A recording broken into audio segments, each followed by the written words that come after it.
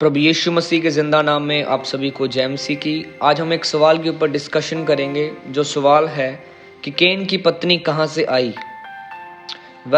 आदम और हवा के एक्चुअल में 3 बेटे थे, कैन, हाबिल और शेत।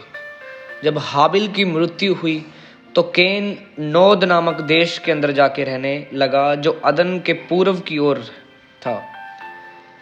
तो बाइबल में लिखा है कि कैन जब अपनी पत्नी के पास गया तो वह गर्भवती हुई और उसके द्वारा हनोक उत्पन्न हुआ। जब हम 4 अध्याय उसका 17 वचन पढ़ेंगे, जेनेसिस का उत्पत्ति 4:17 पढ़ेंगे तो वहाँ पे हमें ये वचन मिलेगा।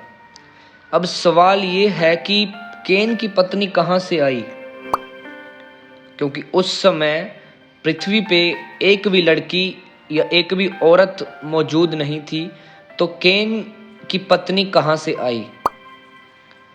तो हम इस सवाल के ऊपर थोड़ी डिस्कशन करेंगे। हम एक वचन को पढ़ेंगे जिस वचन के द्वारा ये हमारा सवाल जो है बिल्कुल क्लियर हो जाएगा।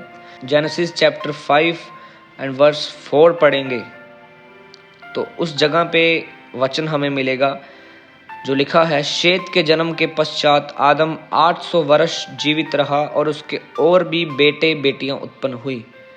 आपने एक बात नोटिस की, बेटे और बेटियां, यानी कि कैन का जिस लड़की के साथ विवाह या शादी हुई वो उसकी बहन थी और आदम की बेटियों में से एक बेटी थी। यहाँ पे लिखा कि आदम के बेटे और बेटियां उत्पन्न हुए।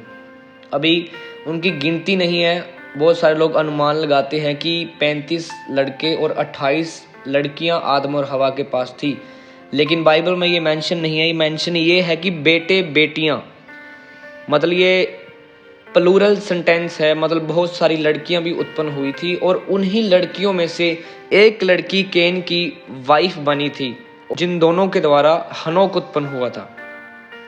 तो अब ये सवाल बिल्कुल क्लियर है कि कैन की बहन ही उसकी वाइफ बनी थी। उसकी बहन को ही उसने अपनी पत्नी बनाकर एक बच्चा उत्पन्न किया था जिसका नाम है हनोक।